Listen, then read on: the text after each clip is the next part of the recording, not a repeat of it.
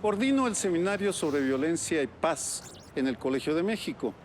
Entre los objetivos de este seminario es encontrar fórmulas para derrotar al crimen organizado. Trabajamos durante 5 años en Coahuila y documentamos una historia de éxito que se basa en la participación de la sociedad organizada al lado del Estado, del gobierno, para diseñar estrategias exitosas. Eso sucedió en La Laguna. Esa fórmula que encontramos, esa fórmula exitosa que encontramos, la estamos ya aplicando en la Ciudad de México gracias a un convenio con el gobierno de la ciudad que explicaré un poco cuando termine el documental. Que les pido lo vean pensando que esa historia de éxito puede ser replicada en otros centros urbanos del país. Ya lo estamos haciendo en la Ciudad de México porque hemos demostrado que el crimen organizado puede ser derrotado.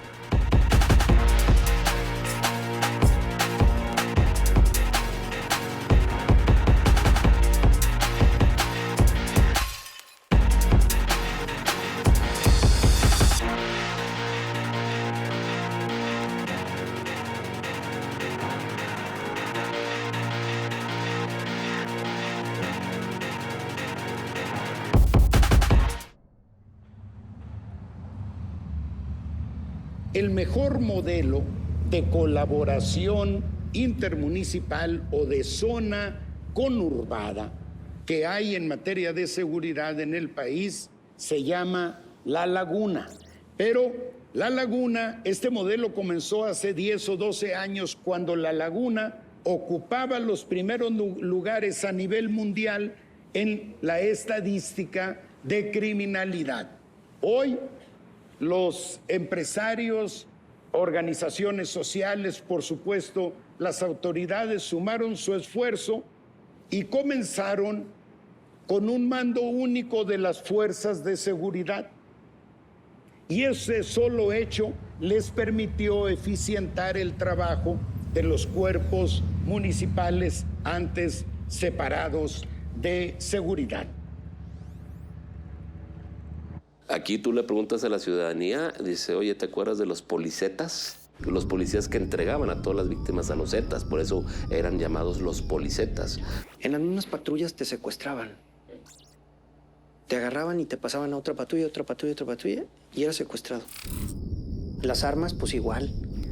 Los uniformes, pues te lo presto para que delincas. Ya no solamente la corrupción a las policías para que los dejaran operar, sino el controlar y apropiarse del municipio entero, sometiendo al alcalde y controlando los presupuestos municipales. Entonces ya pongo yo la denuncia y como a los poquitos días, 4 o 5 días, van a mi local unas personas y me dicen que, pues que son de los Zetas y que necesito darles 1,500 pesos por semana para que no le hagan nada a mi hija. Entonces, pues yo les empiezo a pagar, pero que yo ya no esté, bueno, chingando, yendo a poner denuncias, ni a derechos humanos, ni nada, y que la van a dejar salir.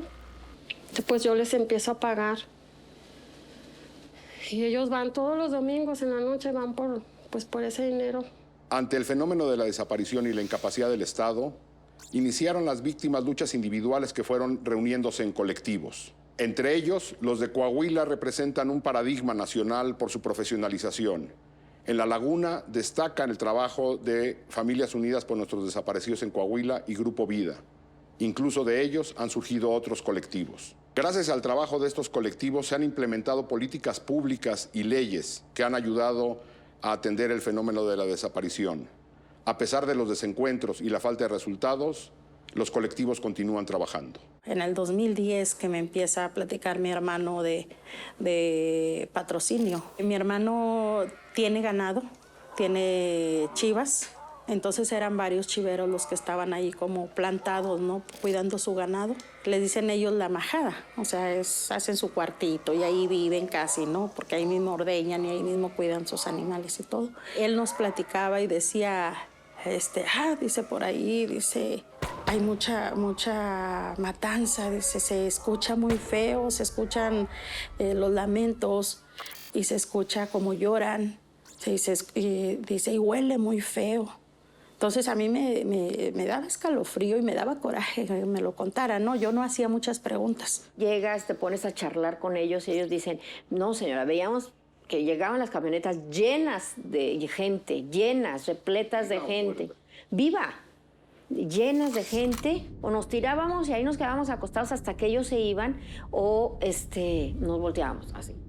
Y después de que llegaba toda esa gente, se veían las maderas ahí y ya no salía la gente.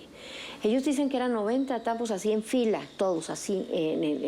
Hay un canal seco y en toda la orilla del canal así estaban formados los tambos. La comarca lagunera era un importante territorio para los cárteles de narcotráfico prácticamente desde la década de los 70s, pero siempre habían operado a cierta distancia. En cambio, cuando llegaron los Zeta, desplegaron una táctica distinta y buscaron infiltrarse en diversas estructuras económicas, políticas y sociales de la comunidad lagunera. Al penetrar las estructuras sociales, los Zetas se aprovecharon de la precariedad económica que también existía en ese momento en la laguna y reclutaban sicarios, halcones, vendedores de droga, que fueron la carne de cañón durante los años de la violencia. Seguían una estrategia que habían aplicado ya en otros lugares como Tamaulipas, como Nuevo León y Veracruz, para controlar lo que se decía de ellos. En lo que me he podido documentar sobre la forma de operar de Osiel Cárdenas, que pues era el jefe de este grupo, él siempre se preocupó mucho como que por el área de relaciones públicas. Para él era vital aparecer en los medios como si fuera un partido de fútbol, en un marcador donde si hubo un saldo de 6 personas fallecidas, 5 fueran contrarios y 1 fuera de él, ¿no? O sea, se preocupaban mucho por esa situación mediática. Eso obligaba a que, de cierta forma, establecieran como un tipo de vocero o de agente de enlace. Era una persona que se movía en los medios, nos conocía o tenía la forma de contactarnos y recomendarnos. Digo, o sea, nunca lo hizo bajo una amenaza o una situación en la que temiera uno por su integridad, pero yo no me iba a arriesgar a ver qué pasaba si no atendía, ¿verdad? Yo fui secuestrado un 26 de julio del 2010 y duré 26, 27, 28, 29, 30 hasta 31 que fuimos rescatados por la Policía Judicial Federal. Soy Denise Merker y como todos los jueves estamos en punto de partida. Este jueves, sin embargo, estoy con ustedes tan solo para informarles con profundo dolor que condiciones extraordinarias han impedido que el equipo de Punto de Partida integre y emita el programa de esta noche. Lo que le puedo decir es que el lunes pasado, periodistas y reporteros de este y otros medios de comunicación fueron secuestrados. Emitir un programa en estas circunstancias resulta imposible y un riesgo, no solo para quienes permanecen retenidos, sino también para todos aquellos que nos dedicamos al ejercicio periodístico. Nuestra solidaridad con quienes hoy están secuestrados, en espera de verlos pronto, sepan que nuestro corazón está con ustedes. La Laguna es una zona metropolitana única en el país. 4 municipios que se extienden por 2 estados. Después de la Ciudad de México, es la zona metropolitana más grande del país que abarca más de un estado. Torreón y Matamoros del lado de Coahuila y Gómez Palacio y Lerdo del lado de Durango. El tamaño de la zona ha sido atractivo para el tráfico de drogas y las rentas criminales. Pero su extensión sobre 2 estados y 4 municipios trajo problemas al momento de enfrentar a la delincuencia. Coahuila era importante porque era un territorio relativamente pacífico. Frente al incendio que estaban viviendo los conflictos en Tamaulipas y en Nuevo León, Veracruz, y lo que estaba pasando en Ciudad Juárez, Durango, en Tijuana, etcétera, Coahuila era como el espacio de descanso, de confort, y además una ruta menos vigilada en el trasiego. Yo creo que esa era la importancia. Sí se sabía que era el lugar donde se solían esconder Treviño y Lascano. Bajo un análisis empezamos a ver que hay diferentes grupos, ¿verdad? Que por un lado tenemos un grupo de los Zetas, ya bien, insisto, a lo mejor al mando un líder, abiertamente armas y diciéndose que pertenecían o tenían una plaza. Y por otro lado, un cártel que se llamó del Poniente, que también atrincherados en el poniente de Torreón, con un líder diciendo que tenían un control de un área de la ciudad. Eso era en ese entonces los dos más fuertes que se decía. Hasta ahí Sinaloa es a lo mejor lo que nosotros escuchábamos. La Laguna era la frontera entre el mundo del narco de Sinaloa y el de Golfo Zetas. Vamos a utilizar toda la fuerza del Estado para responder a quienes desafían a la autoridad y a la sociedad, para responder a quienes retan a las instituciones y ponen en peligro el futuro del país. Recuperaremos la seguridad en Guerrero, en Michoacán, en Baja California, en Sinaloa, en Chihuahua, en Durango, en Tamaulipas, en Nuevo León y en toda región del país que esté amenazada por el crimen organizado. Ese es el enemigo. Mira, mi principal preocupación se presenta cuando entra Felipe Calderón a la presidencia y ahí dice, voy con la guerra contra el narco, y ahí es donde yo paro antena, ¿no? Y digo, híjole, a ver cómo nos va. Y desata la guerra. Sin marcos normativos, sin policías seguras, sin una sociedad estructurada, sin una sociedad que no sabía lo que había creado. Pero esto no es lo más grave. Lo más grave es que ya entró la delincuencia organizada a Torreón. Digo, caray, pues entonces, ¿qué hacemos? Me dijo, no, nada más para que estés enterado. O sea, ahí me dejó la bronca y desde ahí, pues entre lo que anunció Calderón y lo que me dice Torre Charles, pues ahí ya dije, ya esto ya, pues se va a desatar una violencia en Torreón. La llegada de los Zetas se arraigó fue muy notoria a partir del 31 de marzo del 2007, cuando dos elementos ministeriales ven un convoy inusual, le marcan el alto y jamás pensaron quiénes estaban a bordo de esas unidades, les disparan a las dos personas, los dan por muertos a los dos, y uno de ellos, pues por fortuna sobrevive. Y narra lo que ocurre en el que se da cuenta que policías municipales llegan y lejos de auxiliarlos, los están grabando y se están mofando. Y entonces te das cuenta que uno de los principales flancos por los que ellos entraron fue en la infiltración de la policía municipal. Fue muy mentado. Dejaron coronas en todas las corporaciones. Donde no se le pedía a la policía que no se metieran, pues, que los dejaran trabajar, ¿verdad? Pero realmente, pues nosotros, nuestro trabajo es servir y proteger a la ciudadanía, ¿verdad? A pesar de los sueldos, de la falta de equipo, todo eso, pues nosotros es nuestro trabajo. A ver, sí había una situación muy complicada en cuanto a la Dirección de Seguridad Pública, porque un policía ganaba en ese momento 3,800 pesos al mes. Un policía en Gómez Palacio ya ganaba 8,000. Entonces una ciudad como Torreón tenía 900 policías en ese momento y los sueldos eran muy bajos, no tenían la prestación de la vivienda, tampoco tenían prestaciones para sus hijos en las escuelas, no se protegía a un policía caído en el cumplimiento de su deber, no se les pagaban bien sus seguros de gastos médicos. Se empiezan a desplegar una serie de operativos en los que van enfocados a que la policía empiece a retomar algunas áreas del poniente que estaban prácticamente abandonadas y empieza a haber enfrentamientos de la policía con el crimen organizado. Eso empieza a generar una serie de acciones de insubordinación por parte de algunos policías. Ahí es donde empezamos a detectar que no querían ir a algunos de los operativos a los que se les estaba mandando. Se empiezan a declarar algunos de ellos en rebeldía y finalmente culmina en una toma de la policía municipal o en un paro de labores que se hace en la policía municipal en el mes de marzo aproximadamente. Ya teníamos nosotros datos de que esa acción estaba de alguna manera propiciada por el crimen organizado, ¿verdad? Financiada y propiciada por el crimen organizado. Pasa un suceso muy importante un 13 de mayo del 2007, donde hay un atentado contra un gran empresario aquí en la comarca lagunera, y ahí inicia una ola de violencia que no sabíamos, realmente era una sorpresa día con día. Hoy amanecíamos con una cosa, hoy un muerto en una calle, cartas a empresarios amenazándolos de que tenían que cooperar, que ellos venían a tomar el control, un grupo delictivo de los Zetas. Entonces sí era un problema que era, yo lo diría, sorpresivo día con día. Cuerpos tiraban en el río, en medio del río.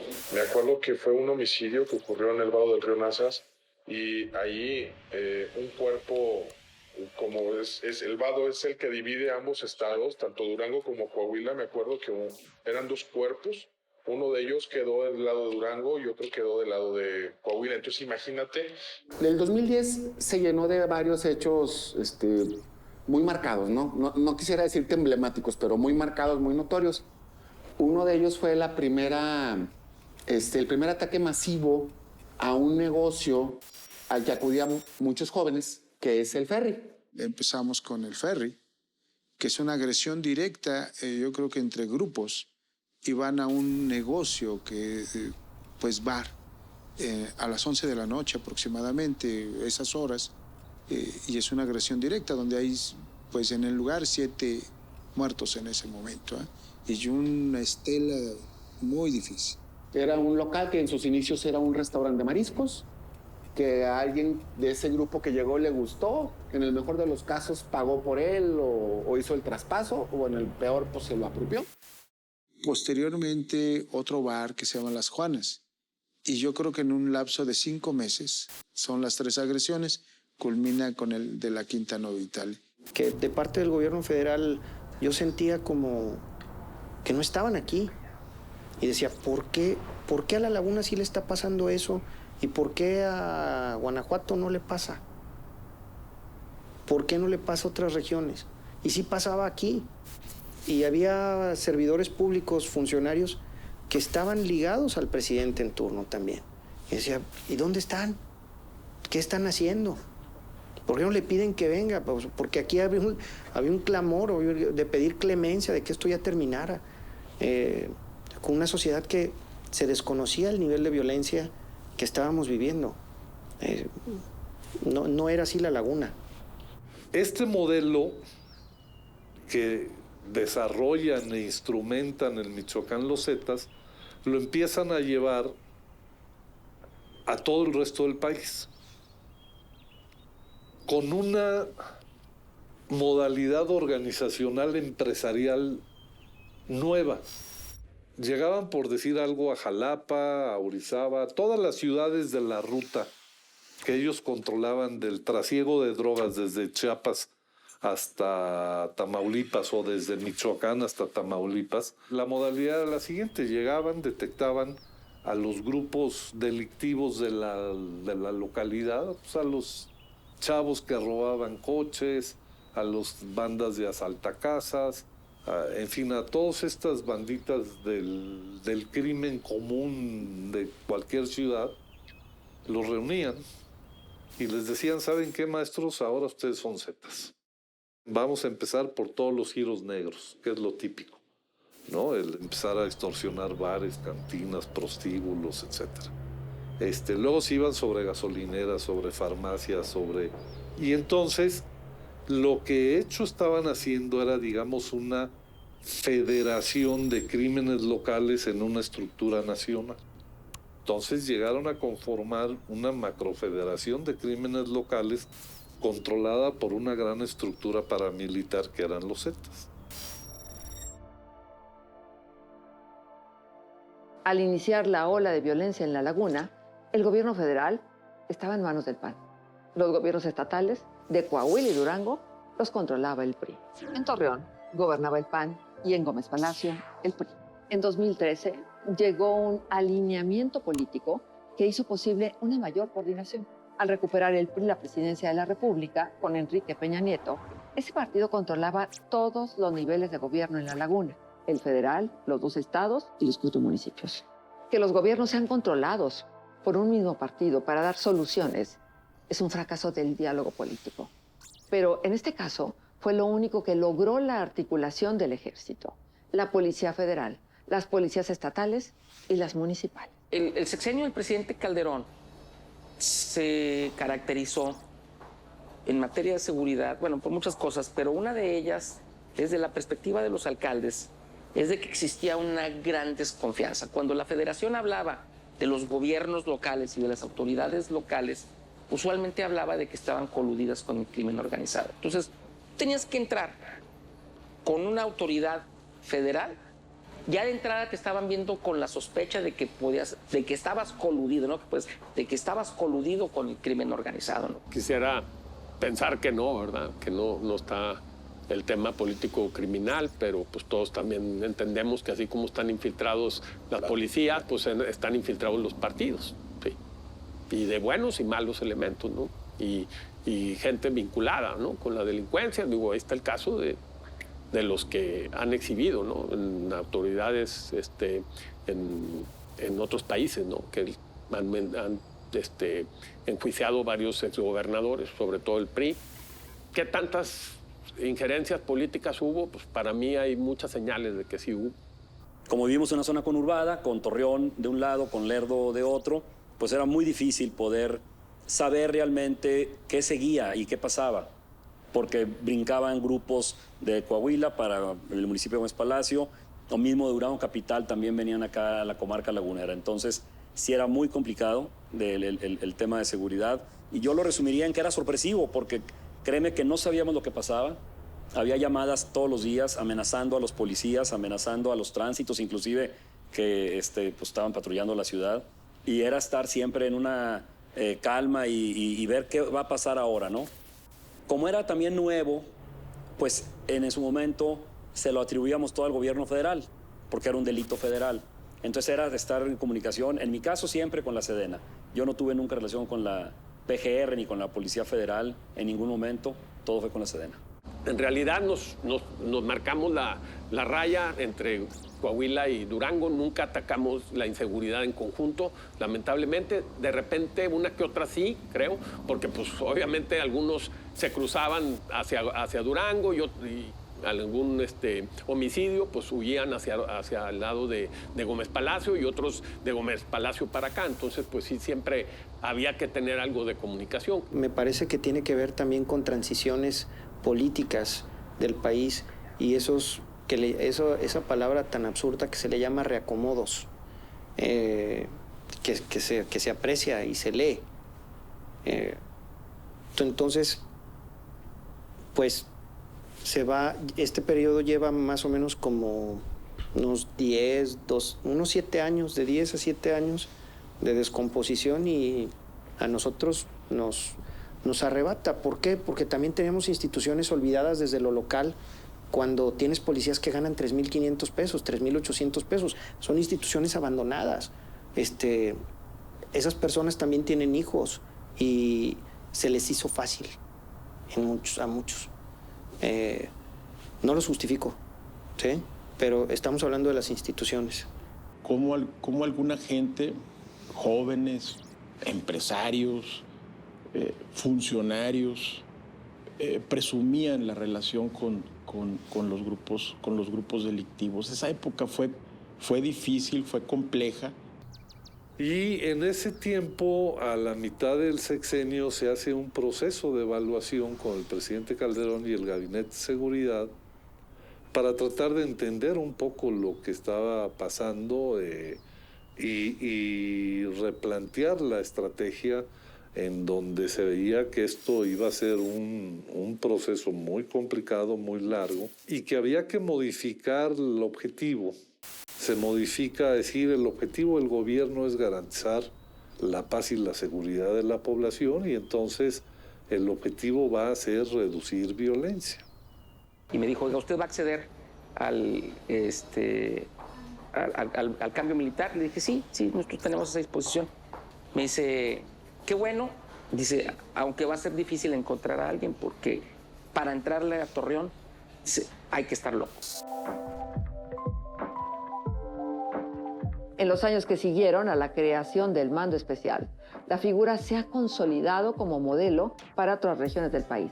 Y el esquema de coordinación ha resistido cambios en el control partidista de los gobiernos.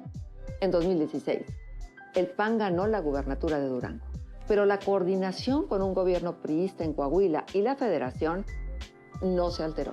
Tampoco se alteró cuando el PAN ganó la alcaldía de Torreón en 2017 y cuando Morena ganó la presidencia de la República en 2018 y luego la alcaldía de Gómez Palacio en 2019.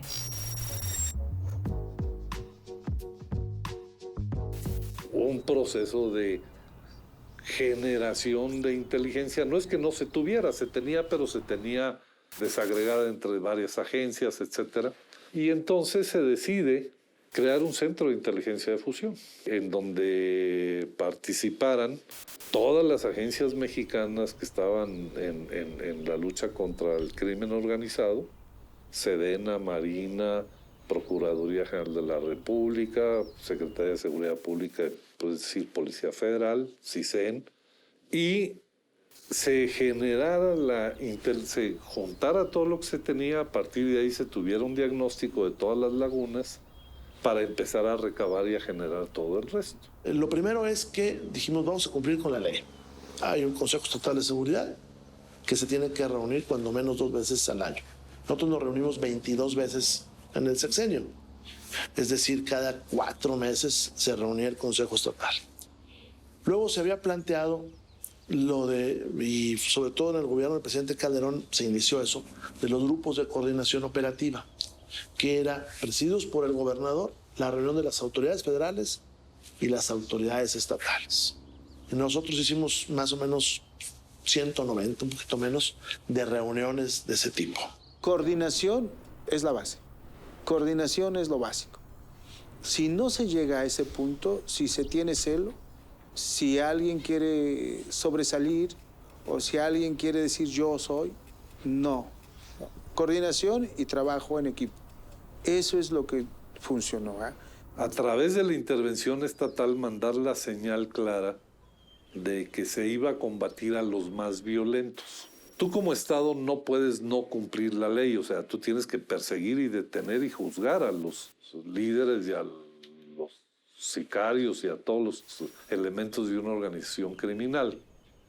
Pero, dada la situación del país y del sistema de justicia y seguridad y hasta el de las cárceles, a veces detener a un zeta y mandarlo a una cárcel era mandarlo de vacaciones, porque las cárceles estaban controladas por ellos y entonces digamos que el detenerlos y encarcelarlos no era un castigo para ellos. Entonces se pensó que debiera haber otro tipo de castigo y empezamos a hablar hay que ejercer un castigo organizacional.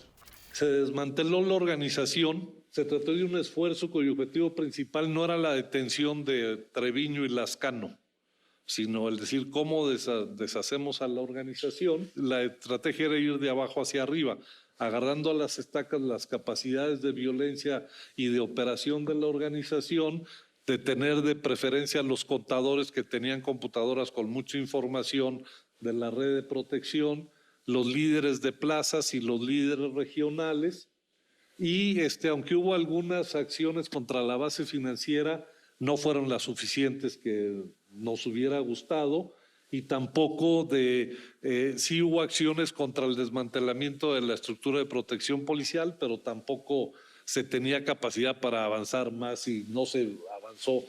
Se dieron golpes, pero no se desmanteló por completo todo. Realmente fueron ejemplos de policías municipales, básicamente. Yo descubrimos ahí todos, que una prestación que le interesa mucho al policía es el Infonavit. Nosotros nos dimos de alta en el Infonavit, ahí ya en el gobierno del presidente Peña. Entonces tienen Infonavit, tienen seguros de vida. Incluso mi estado, por acuerdo del Congreso, da una pensión durante toda la vida a las viudas de efectivos de la Marina, el Ejército o la Policía Federal que fallezcan en Coahuila. Y da también una pensión a quien quede incapacitado. No se podía trabajar de una manera aislada si no se veía la laguna como una región, y era la dificultad. Y a mí me parece que a veces no hay mal que por bien no venga. La laguna representaba una complicación especial por la división política. Pues un conflicto porque es embudo de caminos, pero además frontera de zonas de control del crimen. También hay que recordar una cosa en nuestra historia. ¿Cuál es el único paso que hay de la costa de Tamaulipas hacia la meseta del norte? Pues es la carretera Saltillo-Monterrey. Por ahí se sube, por ahí pasaron los americanos. Entonces, si Si esas dos ciudades, sobre todo esa carretera, se controla bien, baja muchísimo la violencia. Pues hagamos un cuartel para un batallón y otro para una brigada, para un regimiento. Pues les hicimos uno para un batallón, que es ese de frontera, y el del regimiento. Y con eso se surte el otro. Y con los chiquitos tapamos la entrada a nuestro estado. Entonces vine a La Serena y le dije, oiga, ¿usted está poniendo una brigada en cada región militar? No, pues sí. Le dije, pues la región militar es Coahuila, Nuevo León. ¿Por qué no la pone en San Pedro? Aquel lugar donde también fue mucha violencia, porque ahí se encontraban los Zetas con el Pacífico. Y los enfrentamientos eran... Pues ahí en medio pusimos esos 3,000 soldados, que aparte reactivaron la economía, por cierto, de la región, de la laguna. En el año 2012, ante la crisis de inseguridad en su punto más alto, aunque ya habíamos experimentado crisis importantes años anteriores, un grupo de empresarios decide retomar un liderazgo desde la sociedad civil que pues en verdad nadie quería tomar. Era algo delicado en esos momentos, pero alguien tenía que retomar eso que estaba perdido, que se había también experimentado en otras regiones del país, y que este grupo de empresarios fue precisamente a visitar algunas otras regiones que estaban sufriendo crisis de inseguridad y se habían involucrado de forma organizada para poder pues mitigar un poco el tema de seguridad. Lo primero era recopilar, tener información confiable, que las procuradurías de los estados no maquillaran cifras, que hubiera un mecanismo de acceso a esa información de manera casi en tiempo real. Lo que hizo La Laguna fue retomar el modelo de Nuevo León, lo que les parecía más atractivo, pero también pues esta metodología más rigurosa de seguimiento sistemático de indicadores, porque era una manera, además de pedir cuentas, de estructurar un diálogo, teniendo un trabajo bien estructurado de por medio. Era un grupo de empresarios de La Laguna que estaban interesados en apoyar y el proyecto que ya teníamos, lo que habíamos hecho en Nuevo León, era, no se trata, los empresarios solos no van a hacer nada. Los empresarios van a promover y van a hacer lo que les toca hacer, no van a pretender ser gobierno, no van a pretender nada que no les corresponda. Los empresarios son importantes porque financiaron muchas cosas.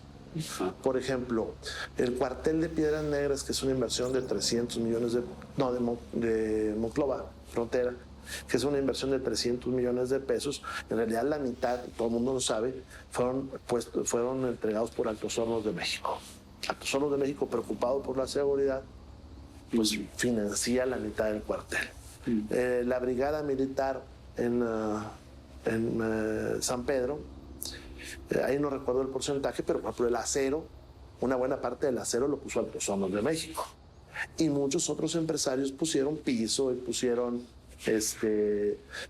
tuberías y sanitarios. Siempre es bueno que intervengan porque hay más aprecio y porque hay más cercanía. Y los empresarios lo que estaban proponiendo eran esquemas que aseguraran la coordinación y tenían básicamente dos proyectos que involucraban al gobierno de manera directa, que era la Policía Metropolitana, así llamada en ese momento, y el Grupo Antisecuestros Metropolitano. Nada más dos proyectos, pero que implicaban adelantar la coordinación de manera importante, esos dos con el gobierno. Y traían el proyecto que ya les he platicado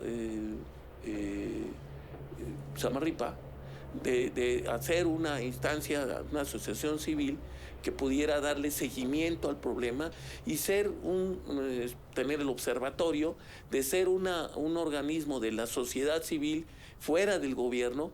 Establecer observatorios ciudadanos para tratar de organizar la participación ciudadana.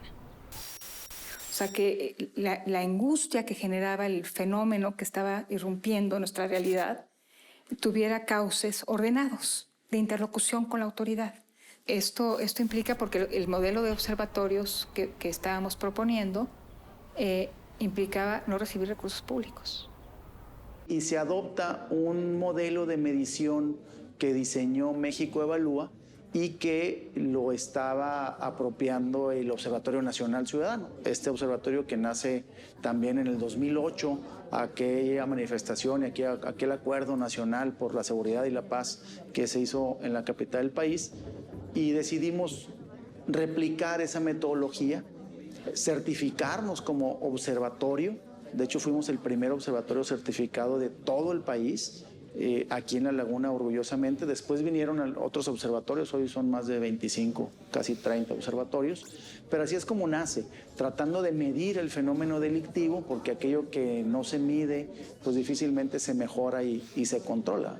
Entonces se planteó desde un inicio que era muy necesario encontrar un modelo de coordinación, que si la ley no daba los recursos o los medios para resolverlo, se tendrían que construir de facto. De generar los incentivos correctos para lograr esa coordinación. Se habló también de políticas de prevención, pero también se plantearon temas de la agenda de justicia, de cómo mejorar el desempeño de los ministerios públicos, de cómo mejorar la problemática de los penales. Y en el sistema de indicadores que generamos se consideraban todas estas cosas. Los gobernantes, al ver que los ciudadanos empezamos a reclamar, pero claro, o sea, por todos lados,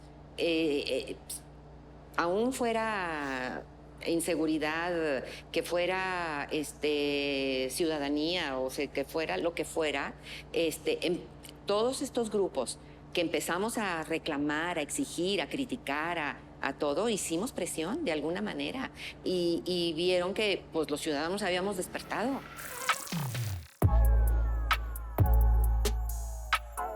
Entonces cuando Silvia me dice, oye Lucy, dicen los de Ayotzinapa están haciendo este tipo de búsquedas y les ha resultado, dice, ¿cómo ves? Entonces de primero decía la gente que estábamos locas, porque ella y yo las iniciamos. Si no encontramos, digo, de perdido vamos a hacer ruido y vamos a incomodar a las autoridades. Pocos somos los locos o los valientes pero tenemos que luchar porque se llevaron a nuestros hijos, se llevaron a nuestra hija. A pesar de la violencia, a pesar de lo que vivimos, alguien tenía que hacer esto, alguien tenía que salir a la calle. Entonces, no sé si por más locos o por más desesperados, pero nuestra visión hasta ahorita, nuestro objetivo es encontrar a Fanny como de lugar y como sea. Aquí de cobarde no voy a tener nada, ni estando deprimida, ni nada. Eso no me ayuda. Entonces, voy a agarrar fuerzas y me voy a ir con ellas. Aún con miedo iba todavía, pero dije, no, como dicen, el valiente vive hasta que el cobarde quiere. Y ahorita, pues, topen lo que tope. Yo voy a seguir buscando a mi hija. Cuando se conforma Grupo Vida y empezamos a salir a hacer las búsquedas y se dan cuenta, porque afortunadamente, gracias a Dios, desde la primera búsqueda que salimos, tuvimos resultados, ¿sí? Encontramos a una mujer. Fue 2015. Sí, fue en enero del 2015. Fueron 3 cráneos que encontramos en el Cerro Bola. De la comarca lagunera de Coahuila, mira, nosotros hemos asistido, yo creo que son más de 35 lugares, de los cuales positivos a restos óseos son 24. Se empezaron a dar las primeras reuniones con familiares víctimas de desaparición forzada o víctimas de la violencia y fueron muy ríspidas. Las primeras reuniones fueron muy ríspidas hasta conformar un modelo de diálogo con ellos que ahorita es ejemplo nacional. Tuvieron que luchar mucho para poder cambiar el actuar de muchas instituciones, hay que reconocerlo. Lucharon mucho para cambiar nuestro marco jurídico, ellos lo hicieron, y ellos enderezaron la vida institucional que no les daba a la atención debida. Fuimos construyendo también opciones culturales, deportivas, de recreación. Sacamos a la gente a la calle a través de conciertos y construimos espacios de mucha calidad como La Jabonera. Ahí, en ese espacio donde precisamente era una guarida de los Zetas, ahí construimos el mejor de los complejos deportivos en el poniente de la ciudad. Y es la forma de que los chicos que estaban siendo carne de cañón para ser reclutados cada vez más jóvenes y tenían una expectativa más corta de vida, que cuando esto empezó era 5 años y conforme avanzó se fue reduciendo 1 año hasta que llegó el momento en que la gente fallecía el año en que empezaba a delinquir, en el 2011 o en el 2012. Si uno le quiere pegar al crimen, primero es que no haya de dónde reclutar gente. Entonces tiene que estar haciendo algo. Pero también tiene que quitarle el dinero. Sale de una cosa que se llaman maquinitas, los tragamonedas, pero se ponían por cientos en mi tierra, por cientos. En el caso específico de las maquinitas, pues utilizamos una estratagema legal, entre comillas, que es que están prohibidas para empezar y que el abarrote no tiene permiso para eso. Tiene para vender abarrotes. Entonces se revisaban y pasaron 2 cosas. Primero, destruimos muchísimas y lo hacíamos públicamente. Y la segunda es, nunca nadie la reclamó, pero le quitas dinero. ¿Dónde también quitas dinero? No quitas, porque en realidad ellos lo dejan de percibir. Evitando la venta ilegal de alcohol. Entonces hicimos una reglamentación. Dijimos, a las 2 de la mañana se deja de vender alcohol. El problema es que más allá de que alguien desee consumir o no consumir, el problema es que en ese desorden se ocultaba la delincuencia para vender alcohol ilegal. ¿Y la lógica de por qué se gastan los table dance? Porque también me criticaron mucho, ¿no? Porque primero por el tema de la trata de personas, ¿no?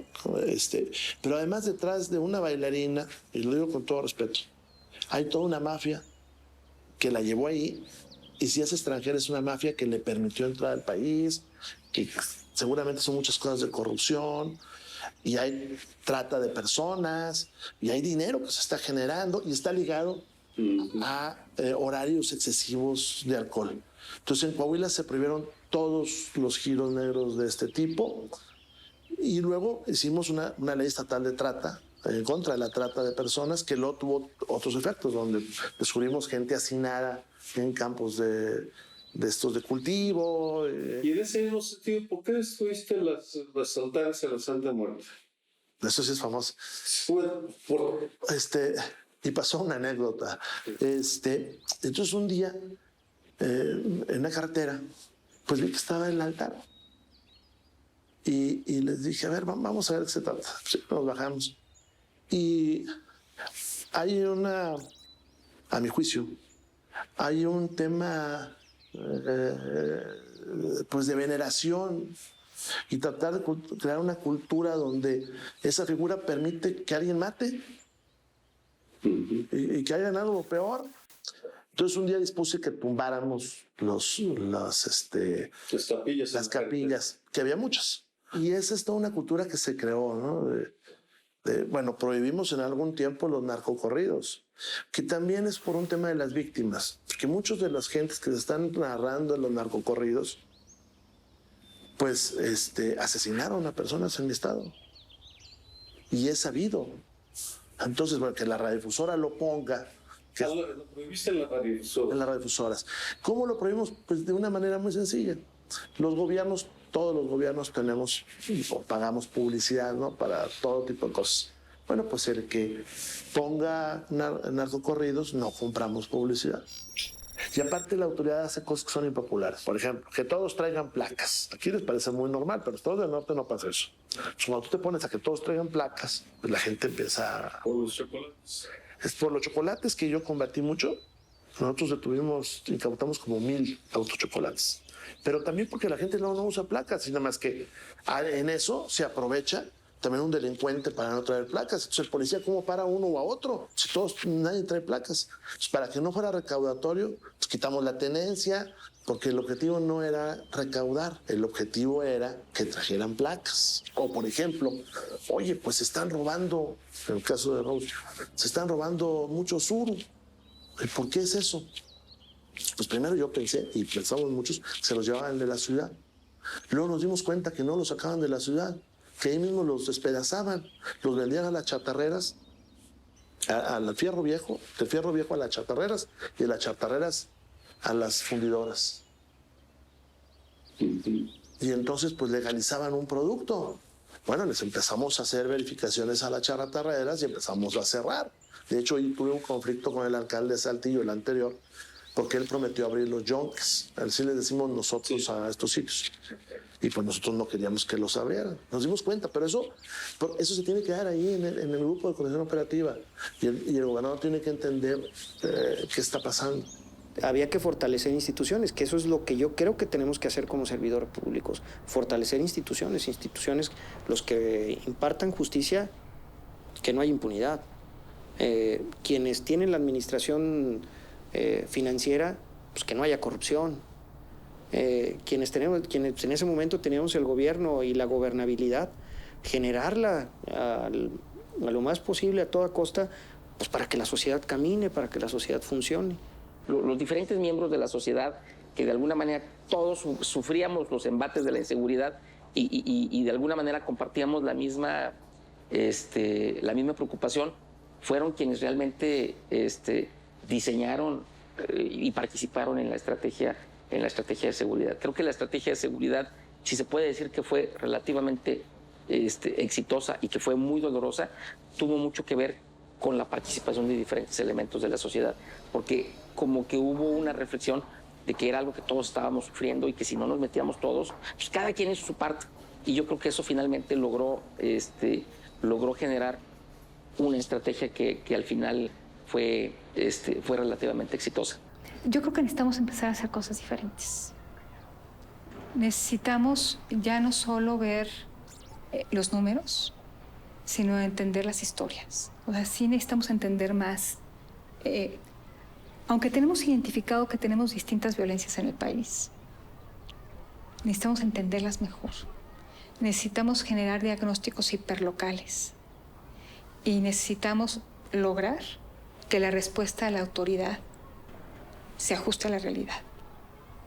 Acudí como gobernador con un grupo de empresarios a pedirle al presidente y a pedirle también al secretario Alfonso Durazo que valoraran el que continúe el mando especial por los resultados y porque además ha sido un modelo a seguir dentro de la confluencia o convergencia de dos estados con una zona regional o metropolitana.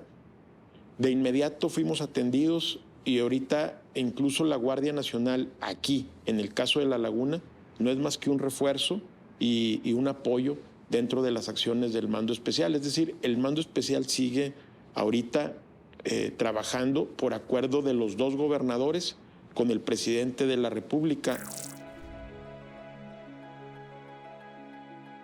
Al enfocarse la estrategia principalmente en el combate a los Zetas, por ser considerado el grupo más violento, uno de los resultados fue que el cártel de Sinaloa pudo mantener presencia en La Laguna y el control sobre actividades de tráfico de drogas, pero ya sin un grupo tratando de arrebatar el control de la zona.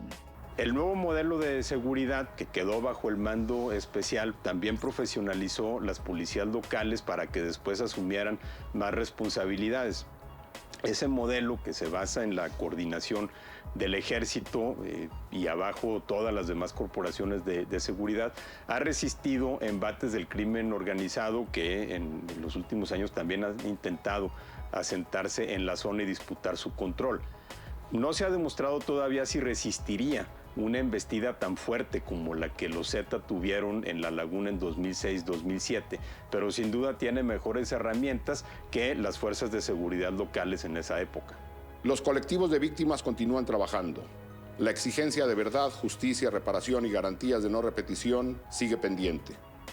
Si a nivel federal no se decide la implementación de una gran comisión de la verdad y un mecanismo extraordinario de justicia, las víctimas en Coahuila podrían colaborar con el Estado para implementarlo de manera local. Las víctimas mantienen el diálogo con el gobierno a pesar de la falta de resultados. Lo que se necesita en estos momentos es articular a la sociedad en su conjunto y que la sociedad civil empatice con las víctimas. Espero que hayan disfrutado el documental sobre La Laguna, es una historia de éxito.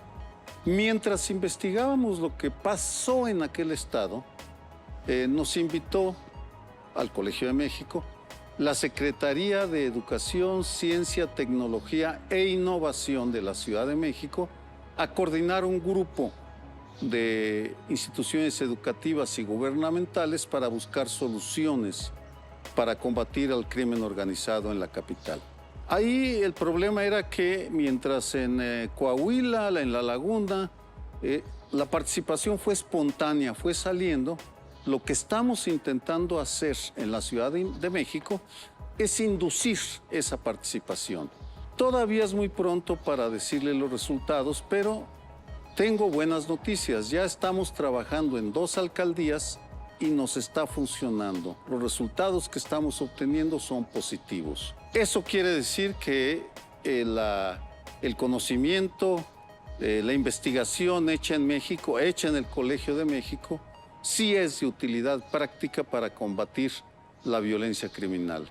Concluyo mis opiniones con una recomendación. Cuando recuerden este documental, piensen que el éxito obtenido en La Laguna puede ser replicado en otros centros urbanos. Si logramos tener éxito en la Ciudad de México, y creo que sí lo lograremos, entonces podrá ser replicado en todos lados. En suma, la ciencia mexicana tiene calidad mundial. Lo hecho en México sí puede estar bien hecho.